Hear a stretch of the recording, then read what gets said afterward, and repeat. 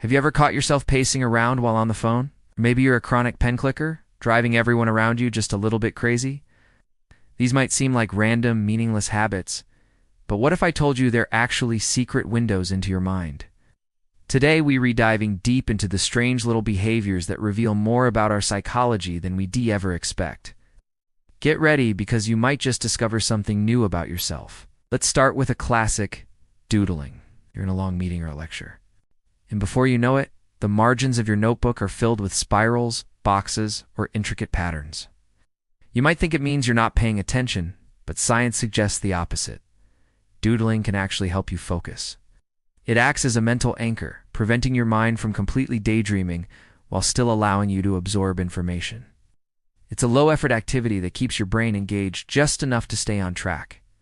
So, what you doodle can also be telling. People who draw repetitive geometric shapes might be seeking order and control in a chaotic situation, whereas those who draw faces or eyes might be more socially oriented. Next time you see someone doodling, don't assume they're bored. They might be the most focused person in the room. Now, what about the way you walk? You probably don't give it much thought, but your gait can say a lot about your personality. Researchers have found correlations between walking speed and the Big Five personality traits. For example, people who are more agreeable, conscientious, and open to new experiences tend to walk faster. A slower, more shuffling walk could indicate lower energy or even feelings of vulnerability. And if you see someone walking with their chest out, shoulders back, and a confident stride, they're likely projecting dominance and self-assurance. It's not just about getting from point A to point B. Your walk is a moving billboard advertising your current mood and core personality. Try observing people on the street tomorrow, and you'll start to see these patterns everywhere.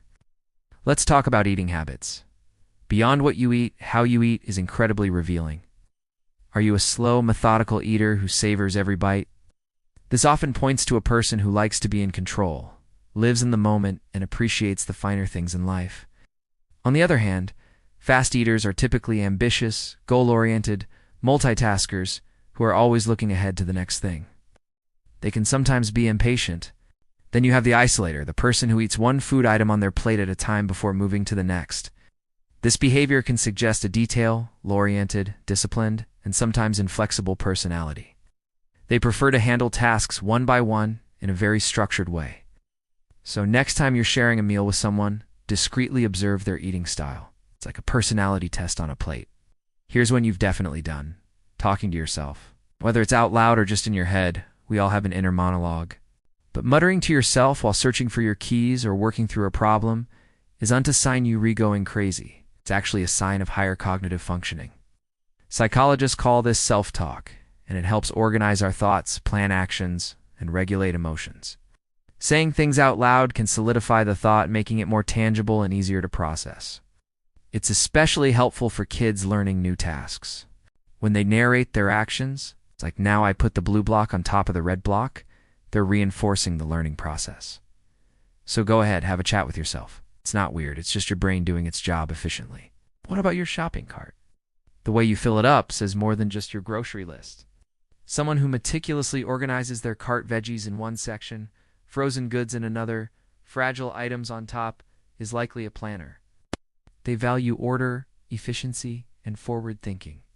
Then there's the impulse buyer, who grabs items that catch their eye and tosses them in randomly.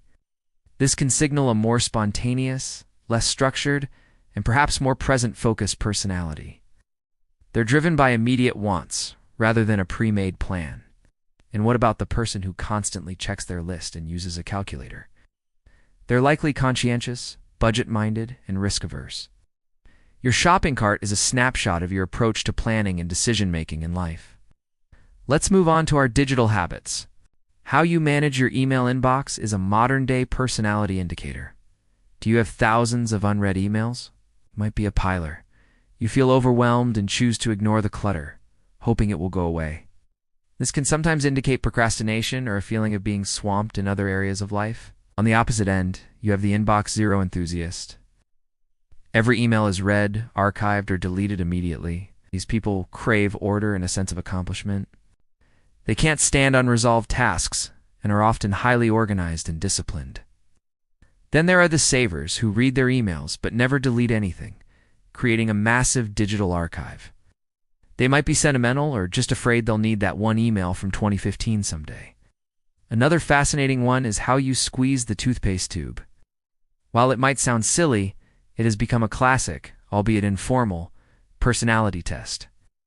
If you squeeze from the bottom and carefully roll it up, you're likely thrifty, tidy, and considerate. You use resources wisely and plan ahead. If you squeeze from the middle, you're a realist and you're practical. You're not overly meticulous, but you get the job done.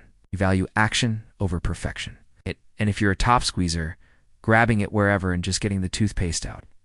You might be more free-spirited, artistic, and sometimes a bit of a procrastinator, living more in the present moment than worrying about the future state of the tube. It's a small, daily act that reflects our larger approach to life and resources. Let's look at your body language during a conversation. Where do you look? People who maintain steady eye contact are often seen as confident, honest, and engaged. However, too much eye contact can feel aggressive or intimidating. If someone frequently looks away, it doesn't always mean they're lying or shy. It can be a sign they are processing information, accessing memory, or are simply feeling overwhelmed. Looking down and to the left is often associated with accessing internal dialogue or emotions, while looking up and to the right can be linked to constructing images or ideas. These aren't foolproof Ledecker tests, but they are subconscious cues about a person's cognitive and emotional state. Finally, think about your nervous habits, also known as fidgeting, bouncing your leg, tapping your fingers, playing with your hair, or clicking a pen. These are called displacement activities. When our brains are overloaded with nervous energy, anxiety, or even excitement, we need an outlet for that surplus energy. Fidgeting provides that physical release. It can help self-soothe in stressful situations or, much like doodling, help us concentrate when we're bored. The specific type of fidget can also be telling. Hair twirling can be a self-soothing gesture, almost like a self-hug. Nail biting is often linked to anxiety or a perfectionistic personality, where people feel a need to fix any imperfection. These aren't just bad habits to break. They're your body's way of trying to manage its own internal state. So, from the way you walk to how you squeeze your toothpaste, our everyday actions are packed with psychological meaning. They are the subtle, unconscious ways we express our personalities, our anxieties, and our ways of thinking. The human mind is endlessly complex, and these little behaviors are like breadcrumbs leading us to a deeper understanding of ourselves and others. What little habits have you noticed in yourself? Share them in the comments below. I'd love to read them. Thanks for watching, and if you enjoyed this look into the human psyche, don't forget to like this video and subscribe for more. See you next time.